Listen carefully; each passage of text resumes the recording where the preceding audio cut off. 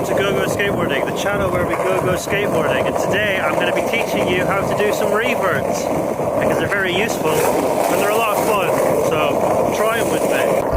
Okay, so you've got your backside 180 reverts, your half cab reverts, I guess it's the same motion but backwards, and then you've got your front side 180 revert, which looks like this, and your fakie front side 180 revert. Okay, so first of all I want to mention that you do not need to ollie to do this trick, but if you can backside and frontside 180 it will help you immensely figuring out the motion you're supposed to make. However, if you do work out the reverts, you can do them without ollieing and they'll actually build up the strength for when you do go to 180 ollie. So, because what you're doing is actually fighting against friction versus in the air when there's no friction. You can also slow it down, you're less likely to fall or whatever. I mean, you could still fall, but because you're in contact with the ground, you're much more likely to just be able to walk off the board and save yourself, versus an ollie where you might land and shoot out. Shooting out is kind of not really an issue with reverts, but it still can happen, so just be wary with that. But first, before we get into the full 180 revert, let's say you're a total beginner and you've never done anything like this before. That's fine, all you need to do is learn how to slide on your back wheels. It's kind of like a manual with a little, you do a little hop and you kind of hop that way a little bit towards your heels. So this is what that looks like. You do your little manual and you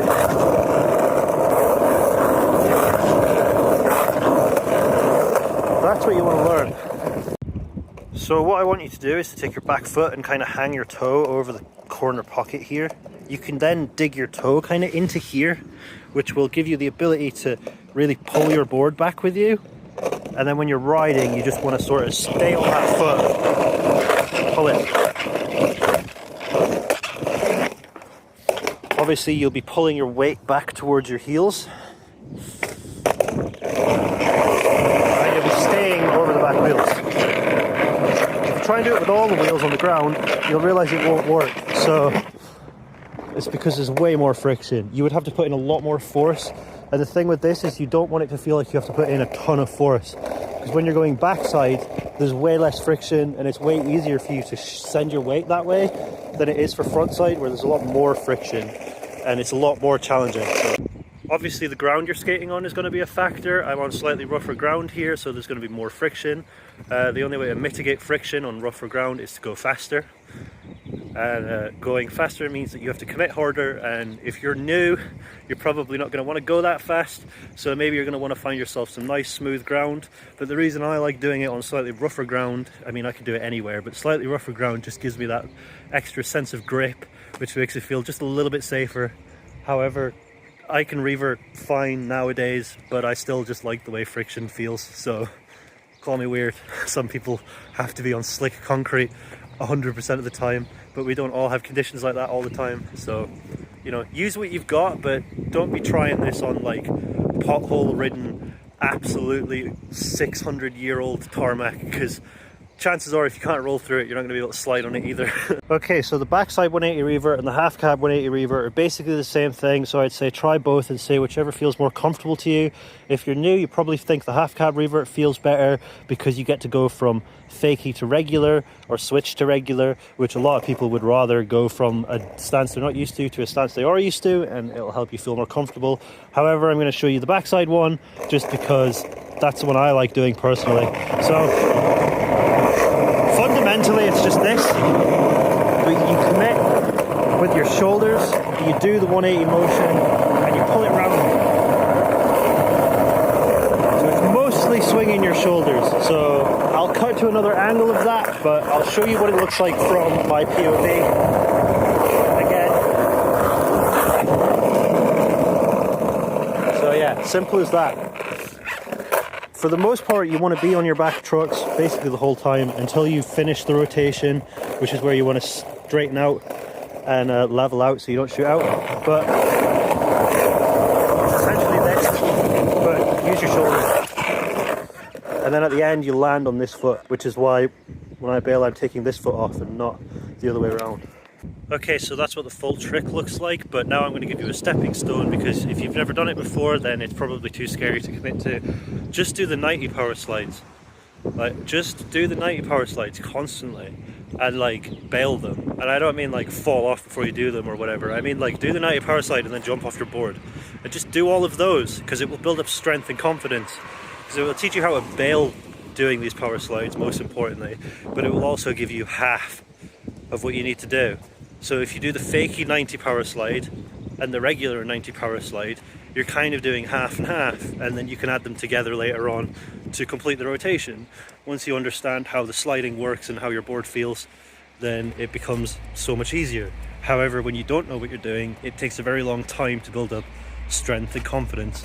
So you just got to keep at it and do your 90 ones. That's what I did. Do your 90 ones, do your 90 ones, do your 90 ones. And if you can find smoother ground, it might actually help you. But for me, I just like slightly rougher ground. That's all I can say. So even though you might find it less scary, it's actually quite a lot more risky, because power slides are more like power stops. Unless you've got a really, really smooth or waxed surface, chances are you aren't going to keep sliding. Your wheels don't roll that way. This is what you want to do. As long as you keep your weight over your back leg mainly while that's happening, you shouldn't get pitched off the board. However, you are coming to a sudden stop, so chances are that your momentum is going to want to keep going, but your board isn't going to keep rolling, so you're going to end up walking off the board. But that's absolutely fine. It's actually really hard to learn how to power slide correctly, even though people make it look like the easiest thing in the world.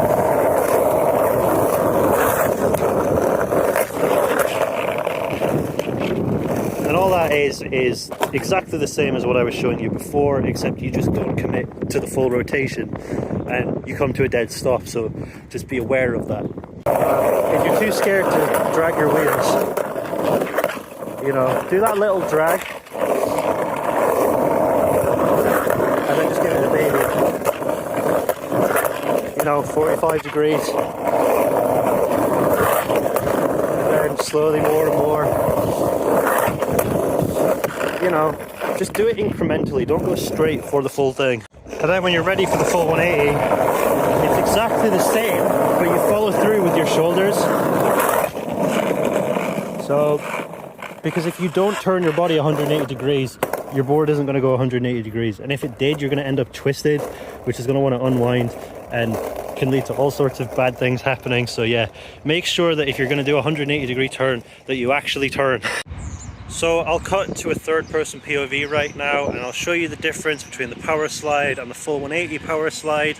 If it's not obvious, I'll use the voiceover feature on Power Director to voice over what I'm doing and really explain what I'm doing differently for the full 180 versus the little power slides. And hopefully you'll get it. Just keep working on it, because it does take a while and it is quite scary. So yeah, but you've definitely got it. Just as long as you put the time in, you'll get it.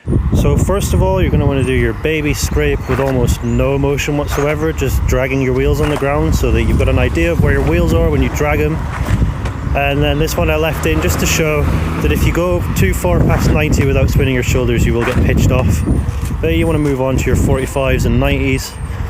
And then once you've got those pretty comfortable, you know, I'd suggest doing these for a little while, just to give you an idea of where your wheels are going to be when you're going to need to continue the rotation. Then move on to the 180 and make sure to use your shoulders, because if you don't use your shoulders and you don't fully spin around, it's just not going to work. You're just going to get thrown off the board. So yeah, happy reverting, and remember to go skateboarding. So this video has ended up being a lot longer than I anticipated, so I'm going to have to make a separate video about the frontside ones because they're way more complicated, and I had no idea that there was so much to talk about with the backside revert, because to me I just do them. But when I sit here and explain them and then go through what I went through, yeah, I mean, it's a complicated process, it takes a while, you've just got to try them. So go out and try them, and hopefully soon I'll have a frontside revert tutorial for you. Thank you all for watching, and thank you all so much for 1,000 subscribers. I still have an idea in my brain, but here's the forecast, so there's a good chance that video won't be coming out for a while. But yeah, until next time, yeah, thanks for watching, and remember to go skateboarding.